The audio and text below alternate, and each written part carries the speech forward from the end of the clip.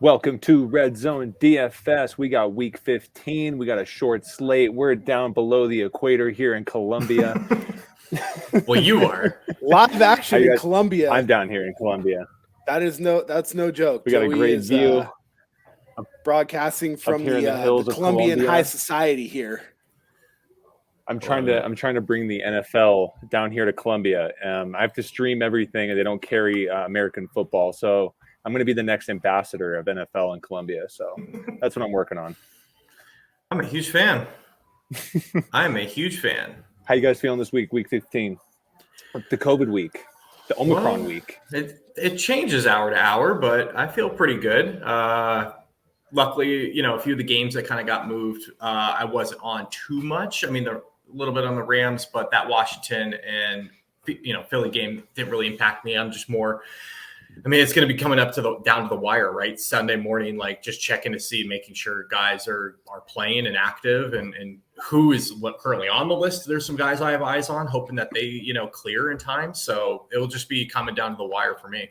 Yeah, it's going to be a little bit kind of like an NBA DFS slate, right? Like most of the time, you can look at the actives, inactives. Schefter tweets them out, and then you're like, okay, cool. I'll go do some stuff before the game starts. Like, dude, right now, you're really going to have to be on it because there could be some really, really crucial swaps that happen.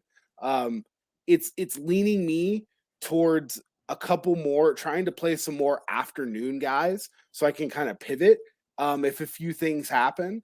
But overall, I mean, I prefer the condensed slates a little bit just because it forces me to squeeze down my player pool. So I actually think that 9 games is going to be pretty good. I was kind of pissed that the Rams game especially got moved because, I mean, I was really liking some guys, with Lockett going to be out because of COVID. I was looking kind of to some cheap plays on the Seattle receiver side, but we're not going to get that now. So much for that. I do usually do pretty well in these, shorter slates with 9 games, 10 games less. When the games get to 13, 14, 15, it becomes really difficult, right? You're needing to hit 250 points just to get in the money sometimes when these 13, 14 game slates. Yeah, a week like this, I mean, we might be hitting 150 and taking down some tourneys, 100-person rooms with 150 points. So yeah, definitely smaller ones. Yeah, we'll see, man. I think there are going to be some games that shoot out this weekend. I just expect this week to be wild. The whole week leading up to it's wild. Player pools, people getting ruled out, games getting canceled. I'm going to expect nothing different on Sunday. So I'm going to get weird this weekend. Well, there's a lot in play. Playoffs are right around the corner. So, teams are playing hard. We got coaches being fired for kicking kickers. So shit's going down in the NFL right now. HR violations galore. Let's get into it. Let's roll. All right, boys. We're going to start with our stacks up top quarterbacks. Vinnie, I'm not going to lead with you, but Jimmy, I'm going to lead with you. Yeah, I mean, again, I won't belabor the point, but one of my favorite plays is off the slate now, which kind of sucks. But I think I'm just going to go, if it sounds like he's good to go, he's good to play. Josh Allen, sucks that his ankles would be a little bit banged up, but look, they are in must fucking win mode. They have virtually no running game. I envision a very, very big game from the receivers. I'm going right back to Gabe Davis. For the people who aren't watching the games, Gabe Davis is running less routes and playing less plays than Emmanuel Sanders, but he's getting the production. Right? Emmanuel Sanders is doubtful this week, so there's a good chance he doesn't play. I kind of wish he would. Right. Mm-hmm. Because now that he's going to be ruled out, everyone's going to move on to Gabe Davis. Right. Which might get me, I'm going to have to kind of split that up between Gabe Davis and then Cole Beasley a little bit. But I mean, I think it's a big Josh Allen, Steph Diggs week. I'm fine paying all the way up for them. I really, really, really think that, of the top guys, that's going to be my preferred one to go to. Joey, what about you? I really like Josh Allen up top. I mean, Dawson Knox, you got Cole Beasley, you got Stephon Diggs. There's so many options there. Carolina, they're in shambles. They just fired their offensive coordinator for no apparent reason. Yeah, that was kind of weird. Yeah, I think there was the whole thing of the whole scapegoat. It's like politics. Hey, we'll just blame this guy, even though it wasn't his fault. but there's just some weird shit happening there. I still like Carolina's defense, but Buffalo is in a win now mode, and Carolina, dude, they got Cam Newton and PJ Walker trying to run the helm. It's not good. But Kyler Murray is just too obvious going against Detroit. The reality is people might go off of Kyler Murray just because, they might blow out Detroit and Detroit sucks. But, and the reality is Kyler Murray and Detroit's still going to play hard. Guys losing power down there. You all right? The lights went out on the balcony here. I have no control over this. You're still good. Still talking, baby. Still talking. So it threw me off a little bit there, but we're back. So Detroit still is going to play hard, right? Campbell has them playing hard no matter what. Kyler's going to have to play every play. He's going to run the ball probably more often this week. I hope he gets a couple rushing TDs. Kyler Murray's just too obvious. You got Christian Kirk you can go with. I'd even pair up Kyler with James Conner. You got James Conner having 18 fucking touchdowns this season. Just insane. That's like weird. It's just the most insane thing that's ever happened. And he's still priced down to a point where it's totally okay to combo those guys up. So Kyler Murray with the Cardinals going against a shit Lions team that's still going to play hard. I really like Kyler putting up at least, I think Cardinals put up 38 points on Sunday. Yep. Vinnie, what about you? Yeah, I think it's a really good call. I like Kyler as well. And don't forget, he is questionable, Connor. I know he practiced today, but Chase Edmonds comes back. That's a way to get a little bit different, if that chalk sneaks that way. You could play a Kyler Chase Edmonds stack, right? He is the receiving back there, and that's just a way to get weird. So, no, I love both of those. My guy outside of those two, if I'm going up top, is I really like Aaron Rodgers this week. The one thing that's kind of all held me off of him in terms of fantasy DFS is the fact that he's just so efficient, right? Like we always talk about it where he could win a game very easily, throttle down 22 points. And, that's not going to really win you a GPP. The last 3 weeks, he's gone for 32, 29, and 36 points. So he's starting to light it up and make that push, I think. Devonte Adams is heating up. You got MVS, you've got Lazard. He's getting his weapons back. He's starting to feel himself. They got the running game going. And Baltimore's got one of the worst pass defenses that are also decimated on top of that. Yeah. Dude, he's just in a great spot, in my opinion, here on Sunday. So I love A-Rod up top. Very good. Scooting down into the middle will be my highest owned quarterback of the week, and that's Joe Burrow. Joey B. In must-win mode versus Denver. I think this is a game that a lot of people are kind of going to go away from a little bit, but I think this has some sneaky shootout potential. I like the run back options on Denver's side. I like me some Javonte. Denver's starting to get it going on offense a little bit. It's sneakily happening. It's happening very sneaky. I don't think people are noticing it, but Denver's starting to actually play some good football right now. Yeah, Jamar Chase just continues to smash. You could pair, you could pair up. I actually kind of like Boyd a little bit this week, the guy who's been a little bit more quiet, but that's a real dart throw. T. Higgins and Chase are they're elite receivers, and they've got an elite quarterback throwing it to him at 6,100. I don't really get the pricing here. No, I don't know why Burrow is under Dak Prescott. I would have expected him up in the high sixes, like a 68, 6,900. But I think, you're getting some amazing savings, and for the price, he's the guy that is going to be my highest owned quarterback of the week. Anybody else you guys liking this? I guess. Yeah, I'm going to comment. We're talking about comment on that. Yeah, go ahead, Joe. People are just scared of Denver. People see Denver's defense and Fangio, and they're just and they run away. The reality is, you only need 21 points from the Bengals and Burrow to put up 30 here. Exactly. Right. He's going to throw 45 times. He's going to maybe throw 2 touchdowns, and he's going to get you 300 yards plus.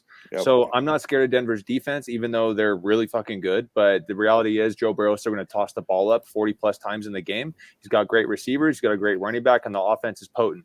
So I love it, Jim. That's a great idea. Yeah, my only concern on that, and I like it a lot, is just game flow, right?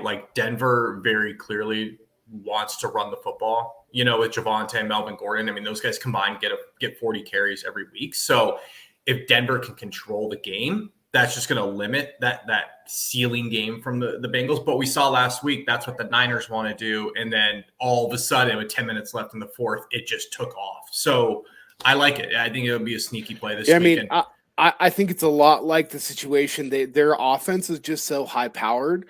It's a lot of the same situation as that we saw on the Thursday night game, right? Where Mahomes had like 4 points going into the half, right? Or he had something. It was stupid, like it nothing, right? Come out of the half, and then he ends up with 30 to 34 points depending on your scoring system, right? So, Burrow's a guy that can do that really quickly. They have the quick strike weapons.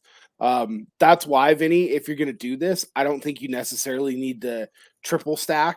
I think you can go with Burrow and just chase and then run it back with one of the Denver guys and then move on. I don't think you have to get like a full game stack here. Maybe run it back with one of the Denver wide receivers and do like a 2-2. But I do think we've been talking about this for a couple of weeks now about Sutton and Judy. And they're at that point where I think they're ready to break out. They're running the routes. They're out there. They're getting the targets. The offense is starting to flow a little bit more. I think we can get ahead of this one. We can buy low, and we can get on these Denver receivers with Joey B on the other side with Chase and Higgins. I think this game does explode a lot more than people are assuming. Yep. My next quarterback in stack is going to be Ben Roethlisberger. Vinny, I know I'm probably stealing your guy here. God. I lost a lot of money on him last week, so I will be avoiding him, but go ahead. That's another reason why I'll be taking him. So Tennessee, I don't know. I just feel like they're not the team that everyone thought they were going to be. Derrick Henry's out. That offense doesn't have – they're not controlling the ball, holding the ball for 36 minutes a game. I mean, they're not very good. And they're not very good. So Tennessee and then Big Ben, I can see him getting just a couple red zone opportunities, right, and getting those 2-3 touchdowns, even though he is not himself anymore. But to get you 20 points from a quarterback that's 5,600, sign me up. I think he's an automatic 3X quarterback this week. You got Deontay Johnson, which is definitely priced up, but that's going to move people off of him, which I like. Because of this 9-game slate, there's going to be a lot cheaper options that we're going to go towards. There's guys up high. There's just not a full bounty of them. So, all right, Big Ben, Deontay Johnson, give me some of our boy Pat Fryermuth. Line it up, man. Line it up. Let's get cheap. Vinny, who do you like for a guy down here? This guy's getting weird here. So I have two. I have one guy in the mid and then one guy down low that I like, and I'll just kind of boomerang the two quickly. But I'm going to go back to him. I think he's costing a lot of people money, and people are starting to pivot off. But I'm going to go to Dak here in this situation. I know he doesn't look right. I know the team is not hitting on all cylinders, but the Giants suck, dude. The Giants are really bad. It's a division game for the Cowboys. Like, they win this week and some things go right. Like, they're pretty close to clinching the division. So this is a big game for them. Last time they played, Dak went for, I think, 303 in the stat line. I don't see how the Giants really keep this close, in my opinion. And I do like the fact that Zeke just doesn't look right. They're kind of banged up. So it's like, it's not like they can just sit on the ball and run it, right? Like, they're going to have to score points through the air. So really like Dak this week. And then down low, $100 more or less than Joe's wild Big Ben call is. I always talk about him when he's playing bad teams, and I'm going to go right back to him, and that's Tua. There you go. I will keep playing Tua whenever he's playing a bad team. He's been really good overall, but he crushes the bad teams. Like, he just lights them up. And the last time he played the Jets, super efficient, but I think they're rolling the Dolphins right now. And hopefully, my big thing here is I really want Waddle to play because he's on the COVID list. I know. That's what I was talking about at the beginning of the show is like some of these guys are going to clear before Sunday. It's just it may come down to the wire, right? So that's one I'm for sure going to have my eye on. I just think Tua is better when all of his like arsenal is around him. He's comfortable. He knows like what's going on. He's not a guy who thrives in chaos. So I really like Waddle here if he plays. Devontae Parker's way too cheap. And then you always have Gesicki too. So, I mean, I think if Waddle doesn't play, I mean, it might end up being a chalk stack, but I don't think people are going to play them both, and I don't think people are going to play Tua. So, I mean, if Waddle's out, I'll definitely have a Tua, Parker and Gesicki stack. I mean, that's definitely all day long. I mean, I just love how like everybody shits on Tua. And look, he doesn't have like the arm strength of a lot of other players. You know who doesn't either is a guy like Jalen Hurts. Everyone wants to suck Jalen Hurts off because he's this like amazing dual threat quarterback, but his arm strength is just not very good. Dude, Tua has great ball placement. He has great touch. He throws a really catchable ball, not like Lamar or something, just like hucking the ball sidearm with a weird sideways spiral that dips into the ground. Tua throws a really nice ball, and receivers fucking get off on it, man. And now Mac Jones is the next Tom Brady, who has a worse arm than Tua. Exactly. Like, strong arm doesn't mean shit, man. Yeah, I mean, like, that's great, right? But I don't know. I think it's a really, really, really weird thing that people just shit on Tua. And like Vinny said, at $5,700, he's less than Jimmy Garoppolo. Yeah. He's terrible. Yeah. Mm-hmm. So, I mean, but so for down low, my guy down here is going to be good old Davis Mills. Yes, sir. The real neck. What? Hey, the real neck. Yes, You're going to go against the football gods and everything that's good that's happened in Jacksonville this week? Well, okay, look, I mean, it doesn't change that their team still sucks. I mean, it's nice that Urban's gone. Urban never had any control of that defense. They're probably going to win the game, but at 5,400, I can pair Davis Mills with my favorite receiver and Brandon Cooks. And that's the thing. I like that the Jaguars are probably going to win the game. Yeah. Because that's mean Davis Mills is going to throw the ball 45 times again, and that's when he throws for 300 yards and crushes it. When you're building these stacks and some of these weird guys, just like in Showdown, you have to tell yourself a story of how you think that the game is going to go. Is it probably right? No, I'm fucking wrong all the time. But I mean, James Robinson is a nice, easy run back on the other side. I can just play those two. And I mean, James Robinson went from being in the mid sixes, and then DraftKings did this wild price overcorrection. Now Carlos Hyde's out. We can put James Robinson back in. Hell, if you want to, you can even play the fucking Jaguars defense in this stack because Davis Mills is probably going to be good for a pick six. But, I think there's just going to be a lot of offense. There's going to be a lot of throwing the ball. They're going to run the ball. They're going to use James Robinson. So it's a nice run back. I think it's a really nice spot for him. It's kind of weird, but Davis Mills is, I think, a decent quarterback. Some might call him the new GOAT, but who knows? He's definitely the new neck. He's the GOAT of the necks. All right, the GOAT of the necks. The new GOAT of the necks. I like that. All right. Well, that is, I guess we can finish on that. That was, I don't know what that was, but look, when I was looking through quarterbacks earlier this week, and especially today after these games got dropped, I got sick to my stomach. I was just like, good God, this is my pool I have to play with this week. Fuck. So this is why this is a mud week. His mother was a mudder. His father was a mudder.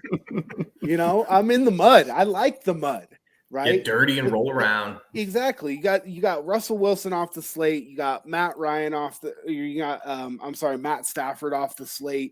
You got some of these really shitty quarterbacks who it's going to feel weird. But in order to play some of the more expensive guys I like this week, I'm going to have to just play in the mud and play those guys, right? Yeah. So that's kind of what I'm thinking there. All right. Yep. You guys ready to embrace the weirdness? Yeah, let's do it. All right, Vinny, I'll start with you up top. All right. So I think my favorite up top, if I'm going to go there, is Mr. Patterson. Cordell, Atlanta is, in my opinion, way too big of a dog here against the Niners. They're not nearly as horrible as people would think, right? Like, there is a wild scenario where Atlanta is still not eliminated from the playoffs, believe it or not. It's actually not that wild. It's like they just need to keep winning, right? Right. Yeah. So if they keep winning, some weird stuff happens. You never know. I would like to see him get a little bit more involved in the receiving game. But again, he's just a guy who does it all, and we're looking for those dual threat guys. I don't love Mixon against Denver's defense. I think they can do a pretty good job. And like Jim's point, he does like the passing game there. So if I'm going up top, I think Cordell's in a really good spot. Yeah, I mean, if we're going all the way up, as much as you like who likes Big Ben? Joey. Yep. I'm happy to go all the way up for Najee. He's kind of floated to the background. He hasn't been on a main slate in a little bit here. I think he's just due for one of those really big, like 11 target, 9 catch games, like 65 yards receiving, 85 yards rushing, couple of touchdowns, and we just go on our way. I think a lot of people are going to want to play Zeke against the Giants because he's fully healthy, even though he's in that weird time split with Pollard. And I think you just go all the way up this week. There's no real expensive running back, so I'm going to play some of the cheaper quarterbacks to allow me access to some of these guys. So yeah, I think that's a spot that I would like to go. So I have a question. Yeah. Has Aaron Jones lost his starting job? Oh, it's weird. They seem to really want to give AJ Dillon quite a bit of work. He's been getting 15 plus carries for the last 4 weeks. Aaron Jones has like 5 and 7. I think that it's more of a function, Joey, of Aaron Jones has been pretty injury prone over his career, and they plan on making a pretty deep run into the playoffs. So in these games where it's not necessary to have Aaron Jones and his athletic skill out there, you can have, big quad AJ Dillon who can barely run out there. I just think that they're saving him a little bit. And this week against Baltimore, I think that they're just going to blow him out. So I think you're going to see another like pretty even 50-50 split. I think if you get into some of these games that Green Bay is going to play, that it's going to be a little bit more tightly contested and a little bit more meaningful. I think you'll see Aaron Jones out there and a lot more in the playoffs as well. Yeah, that's my opinion. But there's no shying away from the fact that Dillon is getting, 13 to 15 carries a game in the last few weeks here. I think he got 21 last week. Yeah. I think he's, because I was looking at Aaron Jones too, Joe. I think he's if you want to take a flyer in a tournament, he's going to be very low owned, right? Yes. But I don't think it's a core play. It's hard to predict the backfield, right? Yeah, I usually love playing Aaron Jones. I love his skill set. I love the offense. And then I'm just watching AJ Dillon just take over, and it's like, what the fuck? It's tough to watch. But Aaron Jones did sneak in for 2 touchdowns on 5 carries last week. So who knows? The guy we can't ignore, James Conner. 18 touchdowns. It's very 13 difficult. games. What in the hell? Did you guys watch Lions? Did you guys watch Monday night? I tweeted this. I'm like, dude, when did he become Ladanian? He's making one-handed catches across the middle, dude, into a spin move, into carrying 2 guys. I'm like, when he was with the Steelers, he looked like a small back. That was tough. Now he's with the Cardinals in that red jersey. He looks like a monster, just trucking people. He got in a whole new offseason program. It's no crazy. No, he's got the single digit. Yeah, that's the it. Single digit magic. It unlocked it. That's all it took. But I'm with you, man. He looks freaking awesome. We can't ignore it. 6,400 with 18 touchdowns. What the fuck?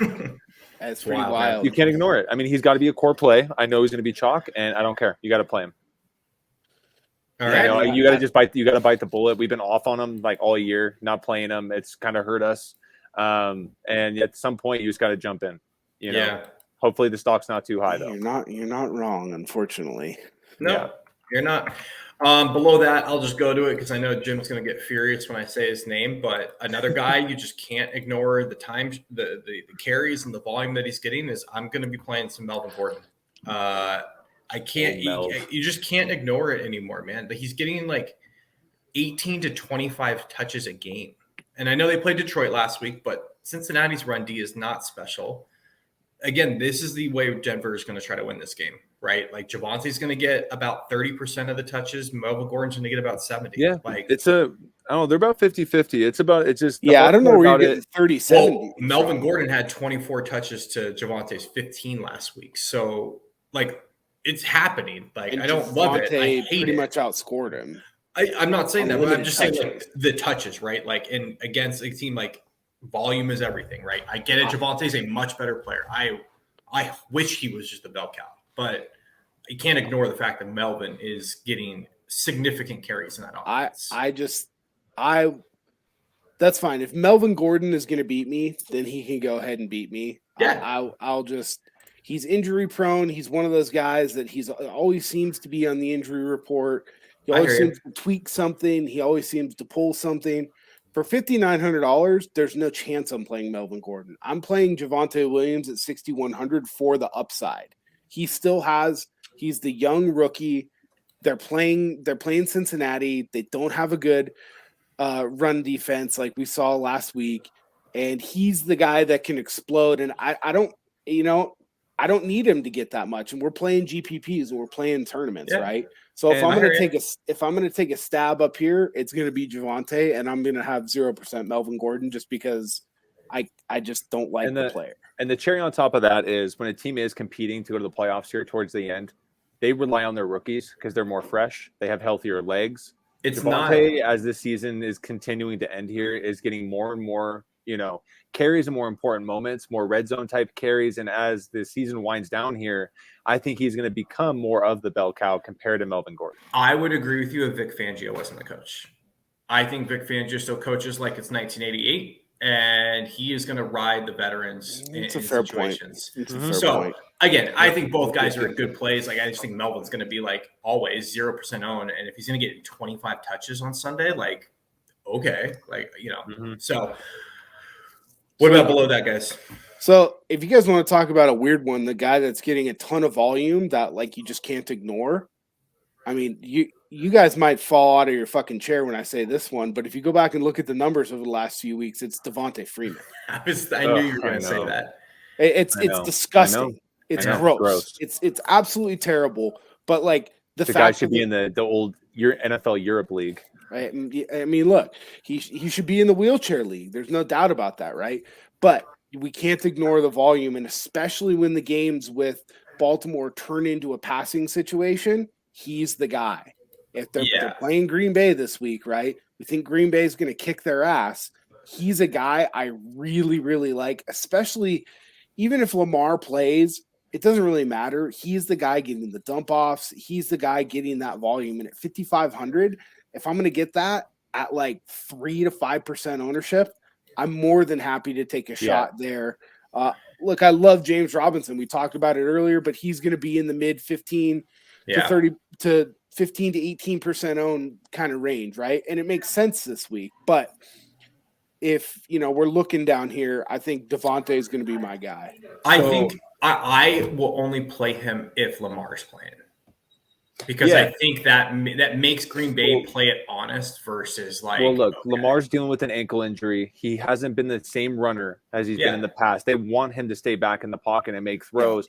Now he's coming in with an ankle injury. So if Lamar plays, he's going to run the ball even less than he normally does, which makes Devonte Freeman more acceptable. Yeah. Right. So I like it if Lamar plays. I just don't want Green Bay's defense to be like, okay, well, we're not going to really sit there and worry about, Tyler Huntley here. Like, let's let them beat us through the air and get into a shove, a high flying match here versus like, we'll just shut down the run and make you throw it with Tyler Huntley 45 times. Like, but that's not really why I'm playing Devonte Freeman. I'm playing him. No, I get it. What I'm saying I'm playing him to get offs.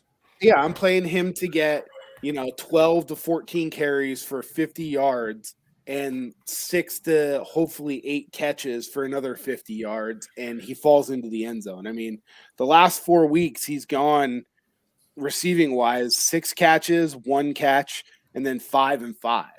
Yeah, right. I hear you. So I mean, on a site like DraftKings, like we just can't ignore that receiving volume. And at 5,500, I mean. That's better than some of the shitbag receivers we're going to play at, in the mid to low 5s this week. So that is true. Well, I got a guy below that too. The other guy I would rather pivot off of in that same range is Myles Gaskin. He's clear off the COVID list. He's fully playing. He gets the touches. We think Miami, Vinnie, you said earlier with Tua, we think Miami's just going to take it to the Jets, which I agree. Myles Gaskin is the one that gets the ball. Now, he's not that impressive when it comes to like his rushing yards, right? But he is very sneaky in the red zone. He does get 3 to 4 catches a game that can turn into something. Myles Gaskin is their number one running back there in Miami, and I can see him having a huge week. They do like to throw him the ball too. So he's just one guy I can't get right. So he's not a bad play. I just can't play him anymore. Every time I play him, it's a 6-point game. Every time I fade him, it's 17. It's like, dude, whatever. But that's fine. This is the week. This is the week. Guy below that I think outscores him, 5,200 is Deontay Foreman. for Tennessee. Another guy that I don't know how he's still in the league, but he's the main running back for Tennessee, and Pittsburgh's defense is terrible. Like, they are so bad. Tannehill isn't going to be thrown to that tumbleweed Julio running down the field as I thought last week. Maybe he'd be fresh, but like, dude, they're going to try to run the ball. That's Tennessee's game. Yeah, I just Deontay Foreman for an offense that has zero identity. I would rather pay $200 less and play Jeff Wilson at 5. I hear you, man, but Pittsburgh has the third worst rushing defense in the league, right behind Houston. That, like you just can't ignore it. Vinny, like, here's the only problem. I can see terrible. Tennessee being so fucking dumb and just going, we're going to drop back Tannehill 45 times, and TJ Watt gets 7 sacks by himself. They have the absolute meathead. Dude, Vinny, they're like outside of Dan Campbell, they have the second biggest meathead fucking coach in the whole league. He might just like go ultimate galaxy brain and be like, all right, guys, you know what they'll never be expecting? Fucking 50 Tannehill dropbacks, man. We're going to do it this week. I really do. I don't know. And honestly, Vinny, McNichols is healthy too. He's going to steal stuff from Foreman. I'm completely out. The people I'm completely we're talking out. about. This is a mutter week if I've no way. McNichols. Week. I mean, there's a guy below that who I'll be playing too, and that's Michael Carter. Like, okay. Yeah, he's back. The Jets are terrible. I get it, but this dude was electric before he got hurt. Like, him and Devonte in college were awesome 1-2 punches. Like, the dude's talented as hell. I think he's a smart bring back for all my Dolphins stacks here. Yeah, I mean, if he plays, I'm definitely going to have – I would much rather play a Michael Carter than Jeremy McNichols. Like, I can't click Jeremy McNichols. Like, no. I'm just saying the fact that Deontay Foreman and Jeremy McNichols are the ones sharing carries in Tennessee, that whole game, that thing can just fuck off. I hear you. I'm out. Really all right, let's go on the receivers. This is disgusting. All right. Well, hold on. I just want to comment that I hope James Robinson like literally breaks every rushing record this weekend just to fucking stick it up Urban Meyer. Yeah, that would be cool. That would be really cool. I would make me a very happy person. Yeah, move on to receivers. All right, with that. Oh, by the way, with Detroit, almost every running back is missing. So there's going to be some serious 4K punt options down there. But Vinny and I tried that last week, and it turned out like a fucking hippo fucking a pig. Like, it just did not work out very well. I took dart throws on everyone. That's an interesting and nobody did anything. Yeah, literally nobody did anything. I thought this guy Jamar Jefferson, who like actually gotten carries before, he's the guy in line. Jefferson's going off this week. Well, great. That's Jefferson. Fine. I'll have 0% of him, and I hope he blows out his fucking. And then I'm playing Ibuki, and we're like bitching that like, why is both of our guys not playing, or like they're at 1 point like third quarter, like it was bad stuff. Don't do that, guys. All right, let's move on to receivers. The obvious one is Deebo Samuel. Just keeps climbing and climbing and climbing. He really should be a running back receiver hybrid at this point. Yeah, honestly. You should be able to play him in anything you want, really. I agree. But, with the Niners running back Eli Mitchell being out, Samuel gets a lot of the important carries. Like, they don't trust Jeff Wilson with the goal line carries or anything important. So Debo's getting all the important plays, short yardage situations. He's getting the ball, goal line, he's getting the ball. Debo is the focal point of that entire offense. Without him, Jimmy G can't even play in the NFL. So Deebo Samuel's an easy pick at 8,200. You want to hear a really crazy stat with him? The last 5 games, only once has he touched the ball 10 times. He's getting sub 10 touches a game and putting up these kind of numbers. It's pretty crazy, dude. Just perfect situations, right? Shanahan just dials up the perfect situation and bang. He's just so dynamic. I wish they would give him 15, 20 carries a game. Well, yeah, or just touches, so gotta be careful. Outside of Debo, I mean, I think the only other one-off up here that I like that's not a part of a stack above 7,000 probably be Deontay, because I personally am not going to play any Ben Roethlisberger, but I will play a lot of Deontay. He's gonna. I mean, I'm actually a little surprised that he's priced up, and he's right now he's hovering around the 18% own range. That's a lot higher than I would have expected.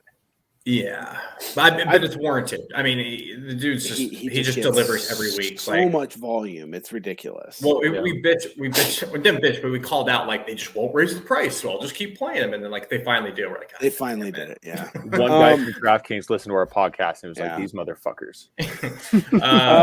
So a guy that has skyrocketed in price is Brandon Ayuk. And if Eli Mitchell is not going to play again, he's out. I know. Ayuk is a guy that you just have to get into your lineups at some point, just because they're going to find creative ways to get him the ball. Well, not just that, dude. Debo's not a receiver anymore. No. Like, yeah, you could play them together in a lineup without Jimmy and not worry about them cannibalizing each other's production, because they produce in two totally different ways, right? Yeah. You've got Debo, like you said, Vinny. They're running him on fly sweeps. They're running him out of the backfield. They're basically treating him as a running back when Eli Mitchell isn't in, and then Ayuk is, the 1B to Kittle, basically, right? So like when Kittle starts to get covered, here you go. Niners are playing at home. I mean, they're actively looking. Ayuk is now getting 7 to 9 targets consistently a game, and he should be. This is what it should have been happening all year. Yeah. But because he's so priced up, a lot of people are going to go, no, like he had to get that touchdown in overtime last week. Like, I'm not going to play him. So you're going to get him at super low ownership, and he's a guy I'm definitely going to be interested in. Mm-hmm. Well, the guy that's obvious that me and Jimmy were on last week is Brandon Coax. When Davis Mills is in, you play Brandon Coax. He had over 100 yards last week. Did he get in the end zone? Did he get that touchdown? No. So he didn't even get a touchdown. He still had 21 points. Yeah, just rinse and repeat. I mean, he's still like 5,800. Davis Mills again is going to throw the ball 40 plus times. If you're not going to stack Davis Mills with him, just play Cooks in your one-off. Like I do almost every week. I just scatter Cooks throughout all my lineups because his price is so fair. Again, there's one guy that like they just absolutely refuse to raise him anywhere in the mid sixes, where he should be priced over Ayuk. Definitely. I mean, but then you've got Ayuk, almost $1,000 more. It's just like, what? I mean, it doesn't make it a lot of sense. So I mean, even Chase Claypool is more than Brandon Cooks, and it's like, dude, Claypool is not even part of the offense anymore. Well, he's kind of forced himself into that dog last week, but it is a weird week. Juju are hanging out too much. Almost my entire receiver pool is going to be part of stacks this week, and I'm going to be picking off if it's not part of my main stack, I'm still going to be playing a piece of my other stack in those lineups, and that's what I was saying about my player pool being kind of condensed. Like, I love the Cardinals guys with both Kirk and AJ Green this week. I know everyone still got a hard on for Rondale Moore, but he's had one good game this year. Yeah, maybe two. Again, the James Conner takes every fucking touchdown. Yeah, that's it's hard to play any receiver for the Cardinals. I mean, you keep telling yourself that, look, it has to regress back to the mean at some point, right? But there's because no outliers. What Connor's doing just it defies the law of averages, right? Yeah. You just keep thinking that it's going to happen, and it just doesn't. That's the Debo thing. This is his new mean. This is the new mean. You just have to accept that this is the new mean for James Conner, and that's it. He's having an outlier year. So I think that even with Hopkins in the game last week, you're starting to see AJ Green get quite a bit of attention there. Yeah, he is. He's at a point. I mean, he can't find the ball, but he's very much like getting targets. Well, okay, well, Jesus. But at 4,900 against Detroit, I mean, they're going to throw the ball, right? And I think that he's a guy. I mean, I like for a one-off on the other side. I think Amon-Ra St. Brown is a pretty decent play. 5,200 is priced a little bit up this week, but if I can get like 15 to 16 out of him this week, I'd be pretty happy with that. And they're obviously going to have to throw the ball a lot. Swift is confirmed out again, so it's basically the wide receiver show there. Williams is also not playing. So he's a guy that, a lot of people, it's just going to be like, oh God, like, I don't really want to play him, but I mean, I've got a lot of interest there. So one of my favorites is MVS, Marcus Valdez-Scantling, with Baltimore having zero secondary and, winning the award for the most injured team in the league this year. If there's a guy that's going deep, it's Valdez-Scantling. Yeah. And if they want to double Devonte Adams, Scantling's going to get maybe 2 grabs, 2 touchdowns for 98 yards, and we're all going to walk away and be very happy about it. But Allen Lazard is not their downfield threat. Devonte Adams is every now and again, but Devonte is so diverse. He does everything. Yeah. But Valdez-Scantling does one thing, and it's go deep. It's clear those safeties out, and the one time those safeties bite down on Devonte, Aaron Rodgers is going to hit him deep, and we're going to love it. So Valdez-Scantling is a favorite of mine this week. I think he gets 2 tutties. I think if we're going to hang into this 4K range, newly free liberated Marvin Jones, he's back, dude. Libertad. Him and Urban no longer sparring in the locker room or whatever was going on there before games. Dude, it's Christmas. Home Alone, Marv. It's Marv season, dude. Oh my God. Marv is back. It's fucking Marv season. I mean, he's good too. So that's a guy that, you know, I don't think that I would mind playing Marvin Jones. He's legit. You know, he showed a lot of leadership through that Urban debacle too. And I think that Darrell Bevell understands that. And I think that he's a guy that they may try and get going a little bit as kind of a reward this week. Well, not just that, Jim, but like, let's think about it. Like, Urban gets fired. Bevell's got a chance to kind of like, what if he can like make Lawrence look sick these last 4 or 5 weeks? Do they have to consider him as the head coach there? You know, do we need to play a Trevor Lawrence stack? That's what I'm telling you guys. We were talking about earlier this week, man. Yeah. The clouds have been lifted. God can rise. And Trevor Lawrence called out Urban last week for not playing James Robinson. That guy's starting to become a man real quick. I just think like if you're Darren Bevell, you got nothing to lose, but just like let it fly, right? And just have some fun. Let Trevor just cut it loose. Like I'm playing Marvin Jones. Yeah, all right. I'll play Southern Jesus, Trevor Lawrence. Let's go. Holy smokes. Let's go. Devontae Parker is looking at about 30 to 33% owned right now. That's not ideal. It's okay. That's as low as I'm going. Myles Gaston's about to steal his touchdowns anyways. The other two guys, or the other guy that I have down there, Jim already mentioned him, is Gabe Davis. You know, and I know he's going to see ownership, but I think I can get low at running back this week, and I'm not going to need to go dumpster diving at receiver. Yeah, I don't see different this week. I don't see a lot of people down here. I don't know, Joey. Do you have anybody? I think Gabe's probably going to be about my lowest. No one that I'm going to be like heavily playing, but I might like sprinkle in a guy like a Zacchaeus, right? Because there's no one else to you can throw the ball to. I just think people might go to Pitts. You need to go there. No, you don't need to. But what I'm saying is like with the Falcons, you got Pitts at tight end. You got Warner going to be covering him, one of the best covered linebackers in the league. The receiver Russell Gage in the slot, again, linebackers will be covering them. The one person that's going to be on the outside against a shit secondary is Zacchaeus. So I can just see him getting 6-7 targets, sprinkling in 5 catches and getting us 50 yards, and we call it a day. So he's just the only person that's really down low that I feel confident he can get us our 3X. All right. Outside of that, so I'm good to move on. Makes me kind of sick. Makes me kind of sick though. Yeah, that's all right. Tight end. Who you guys got? Who do you like? Well, I'm just gonna keep playing Kittle. I mean, it's worked every week for me. They can keep pricing him up until he's hurt and not on the field, especially against an absolutely terrible team like the Falcons. I really don't care that he's 7,500. I know that there's probably other value out there, but we've just been talking about value the whole damn time. So I'll just take Kittle. He's the only tight end on the slate this week that has 30-point upside. And if you get that out of him, I don't care if he's 9 to 10% owned. Give it to me all day. No, I like that. My this week, I think all my guys are in stacks. We got Knox, Gesicki, Freiermuth. Those are my 3 main guys, and they're all going to be a part of stacks. Out of one-offs, I'm going to let you guys speak more on that. I might have 1 or 2 lineups with a Tommy Trimble down there at 2,600. He's starting to take over all the snaps. Back on your guy. He's starting to take over all the snap share there. Yeah, he's starting to take over all the snap share there. I just hate the fucking quarterbacks on the Panthers, but Tommy Trimble, Darnold to come back. I just think I'm too early on Tommy Trimble in general, but there's going to be 1 week where it opens people's eyes, and this could be that week.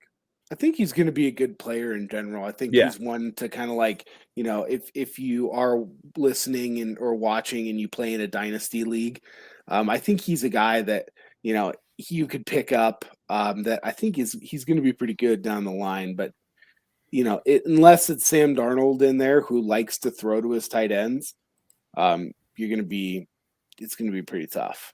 Yeah, no, exactly. It's going to be tough. Cam Newton, if he's playing, he's going to try to fucking take the ball himself every time because he's a selfish idiot and he can't play football anyways. But Tommy Tremble, who knows? He might have one of those weeks. Whatever. I'm calling my shot on him. All right. Vinny. Vinny, who you got? All right, tight end. Obviously, you mentioned Kittle. I like Ertz at 5,400. I think he's another option in that Kyler stack. That's interesting. Where I was going. So I like him if I'm going near up top. Freiermuth, obviously at 4,500 is a really good play. Joe's guy, what he talked about. And then I've got a dumpster play that I'm drawn to. And I know it's going to be ugly. It's going to be a tough one on Saturday or on Sunday. But Brock Wright filling the void of TJ Hawkinson for Detroit. Who the fuck is that? What the fuck is a Brock Wright? That's what I'm talking about, dude. 5 targets last week. That sounds like a name you'd see in some dumbass action movie like Sharknado. Is he even listed on the – oh, there he is. Oh, he is, 2,800, baby. He has back-to-back weeks, 3 targets, 5 targets. Hawkinson's out. I think you can do worse. 2,800, give him to me. Good point. Let's go. Good point. Brock Wright. I have no words for that. I got to look up where he went to school. Hold on. I think that's the lead character in Sharknado. Oh my god, dude! So the only other guy that you guys didn't really talk about, but we talked about the quarterback a little bit. Is I really like Dalton Schultz. I think he's got decent upside to get you 20, and I think he's got a pretty high floor. And there's not going to be a ton of ownership on him just because he is sandwiched between Freiermuth and Gesicki. Those are a couple of guys that, either Knox or Schultz. I do like Ertz, especially since Nuke is out this week. But Schultz is a guy that I'm going to get to. Dak certainly has the eyes for him. So he's a guy that I'm going to be looking for. Okay. Yep. Okay. I like it. We're going defense, and we're going rock bottom first. Starting from the bottom. All right. Is anyone here excited about a low defense? Yep. Do it. Yeah. I'm playing the cheapest defense on the slate. I will have a little bit of Carolina Panthers. Sure. I know Buffalo let it fly last week in the second half of that Bucs game. Something to me still just doesn't quite feel right with that team. Take Sanders out. Maybe that helps them. I don't know. Yeah. But they have no running game. Josh Allen's got to do it all himself. And he's absolutely incredible. But it's a one-man show there. I mean, they didn't give a running back a carry till the third quarter last week. Yeah, no team has done that since 1991. So my only thought is my thought is they took so much shit. My God. Maybe they try to overcorrect, right? And then they go to they try to run the ball in the first quarter. And it's just a weird thing right now in Buffalo. I don't know, man. I don't think Carolina is that bad. I think what's his name? Tepper, the owner, is just cracking skulls in that fucking building right now. They're coming off a bye. I don't know. Let's take a shot. No, I like it. And the Panthers defense, again, we've been talking about. No, they're not coming off a bye. But the Panthers defense, we've been talking about them all season. I've played them at least in 50% of the weeks this season. Yeah. They have a great defense. They turn the ball over. I mean, they get turnovers quite a bit. Yeah. And again, you're right, Vinny. Buffalo is just kind of weird right now. You don't know what team you're really going to get week to week. They have all the talent, but the chemistry is not quite there. They're not really just putting the pieces together. They're trying to fit square pegs into round holes, it seems like. So, and that's not to say you shouldn't play Buffalo on offense. I'm just saying I think there's also a path where it's just a weird game. I don't know. Well, the thing is you can have your stacks with Buffalo and then other lineups going with Panthers defense and going the complete opposite contrarian of that and saving yourself a full losing day, Yeah, for sure. So it's very smart. Yeah, I mean, for me, I think it's going to be there's two that I'm most interested in. It's Jacksonville and Buffalo. Jacksonville. I mean, yeah, we talked about it earlier. I'm fine playing Jacksonville in a Davis Mills stack. I don't like to pay up for defenses, but I think it's if you're going to pay up this week, I think the Cowboys are the ones to pay up for. They're Micah Parsons just really has them energized. He is a one-man wrecking crew right now. He's going to be an all-pro in his rookie year. He's crazy. I mean, he is the defensive rookie of the year over his teammate Trayvon Diggs. Diggs has got the interception numbers, but again, he gets beat a lot, right? Mhm. So they're Micah saying Parsons he might be all the first over the person to field. win defensive rookie of the year and defensive MVP. First person since Lawrence Taylor. Yeah. Wild. So Like that is guys, that was 40 years ago. Just even me talking about that is just an insane stat and thing to be talking about. It's Can't pretty ignore wild. Can't It's ignore pretty it. wild. So I think if I'm going to pay up this week, I'm definitely going to dabble in the Cowboys. You just can't ignore it. And again, you're going against the Giants, who just have zero identity as an offense. They have some good weapons at receiver, but none of them can be healthy all at the same time. And the neck is thrown to him. The fake neck. And then Wannabe neck number 2, neck on his way out is thrown to him. So I'm going to have some Cowboys this week. I normally don't like to pay up, but the Cowboys are only coming in at 3 to 4% ownership. I'll take a stab in a few lineups since there is just so much value on the slate. 3,600 isn't like over 4,000. I would rather play them than playing the Cardinals at 4,000. Well, I'm going to tell you, because I know you guys aren't going to talk about it because it goes against your team, but it's the Falcons. Oh, please. Going against Jimmy Garoppolo is good Mhm. for at least 1 up to 3 interceptions a game. Yes. So, And the fact is, like you guys talked about, the Falcons aren't a bad team necessarily. They got weird against the Buccaneers about 2 weeks ago on defense. They had a pick 6 against Tom Brady. I mean, again, they're not good, but Arthur Smith is doing a good job over there with a not very good team, and you have to respect that, and you have to see that. The Niners are one of the most fraudulent playoff contending teams in the NFL right now. They're so injured. They don't know what they're really doing. Jimmy G you don't know what you're going to get from him week to week.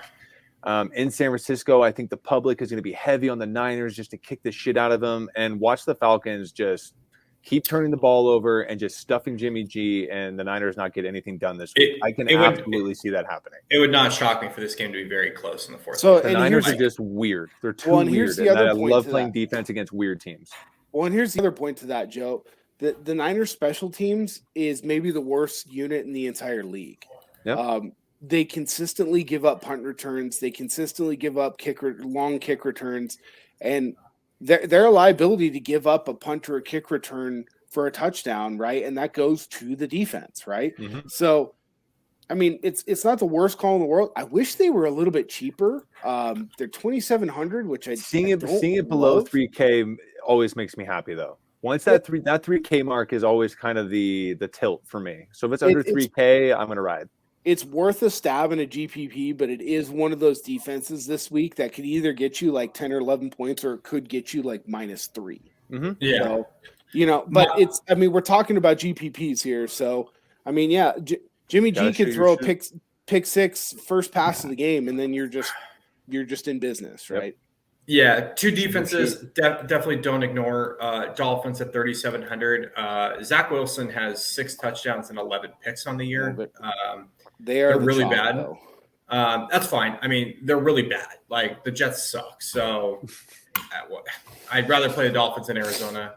I'm not playing Arizona. What? I'm not playing Arizona. Yeah. And then if I'm dropping down in the middle, one team I do really like, I like the Packers defense. I mean, you said it. If Lamar doesn't play, that's great. If he does play, he's not what Lamar is good at, which is running and gunning and like ball anyways. But if he's just going to have to drop back and play and throw, like, I'll play Green Bay all day. So they've been really good. I like Green Bay at 3,300 too. Yeah, well, I really like that. All right, guys. All right, let's get weird. All right, let's do it. What are your guys' hot takes of the week?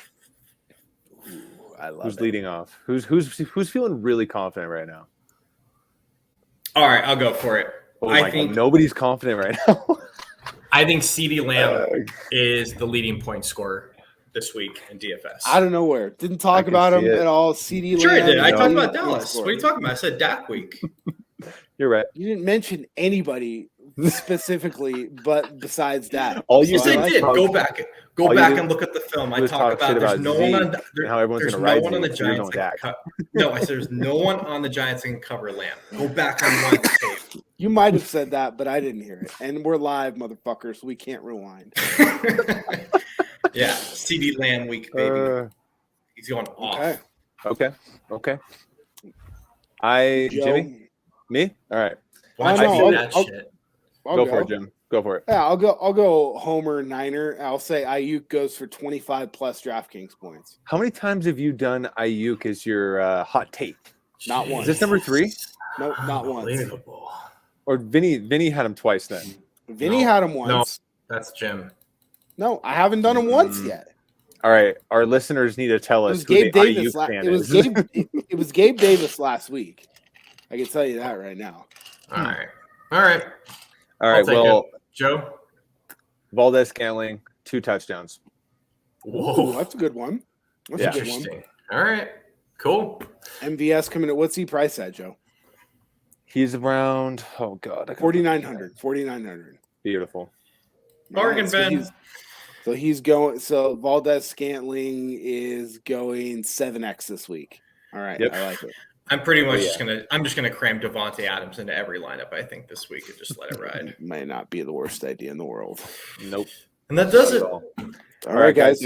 Thanks for tuning in. Thank you if you guys were listening live on Twitter for our first live show here.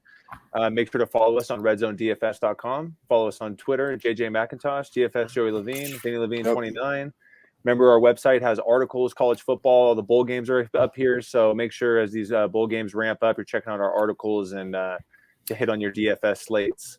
And if you're going to be in Columbia anytime in the next 2 weeks, make sure you hit up Joe. He's going to be down there. It's going to be roaming the streets of Cartagena. I'll be broadcasting live from Cartagena next Friday. See you then. Merry Christmas from Cartagena. Feliz Navidad, bitches. All right. Later.